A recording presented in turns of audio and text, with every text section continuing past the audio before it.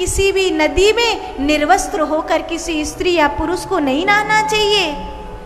नदी की मर्यादा होती है, गंगा यमुना सरस्वती कोई भी नदी हो, सरयू हो, कावेरी हो, गोदावरी हो, नर्मदा हो, हर एक नदी की मर्यादा होती है। किसी भी स्त्री या पुरुष को निर्वस्त्र होकर नदी में नहीं नहाना चाहिए।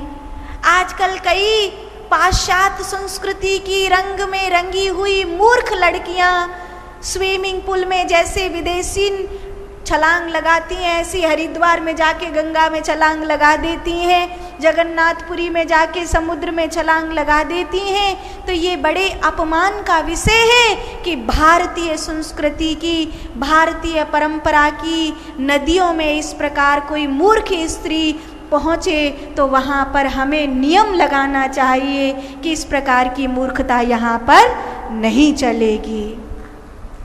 तमाशा बन के उसको देखने की बजाय फिर तो कई जो लफंगे होते हैं आँख फाड़ फाड़ कर देखने लगते हैं कि हाँ कोई लड़की आ गई, और लड़कियों का झुंड भी इकट्ठा हो जाएगा कि कोई हमें देख रहा है, वो भी आनंद लेंगी, शरीर का प्रदर्शन करेंगी।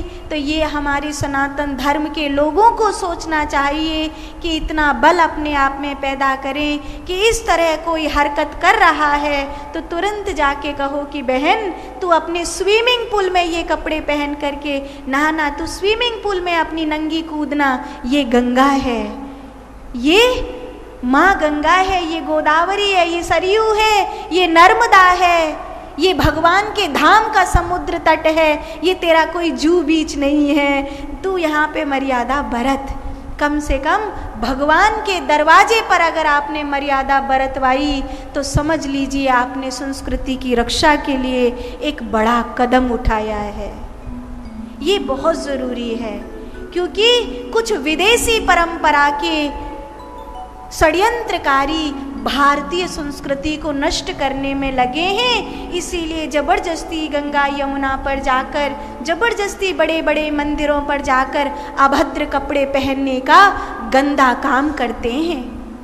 उन स्त्रियों को जिनको इन धर्म के जगत की, धर्म के स्थान की मर्यादा नहीं हो तो उन्हें मर्यादा सिखानी चाहिए। अगर कुछ नहीं हो तो अपनी ओर से ले जाओ, एक शॉल उनको ओढ़ा दो, बहन इसे पहन ले फिर जाइयो मंदिर में, उससे पहले मत जावे, ये चूनर ओढ़ ले फिर जाइयो, क्योंकि ये भारतीय मंदिर है, ये तेरा चर्च नहीं है कि तू मोमबत्ती लेके यहाँ कैसे भी कपड़े पहन के पहुँच जाएगी। ये मेरे ठाकुर का घर है, यहाँ पर तो चूनर ओढ़ कर आना, यहाँ पर सभ्यता से भरे हुए कपड़े पहन कर ही जाना, यही मर्यादा है। नदी की मर्यादा होनी ही चाहिए, ये बात भगवान ने उस समय गोपियों को बताई थी।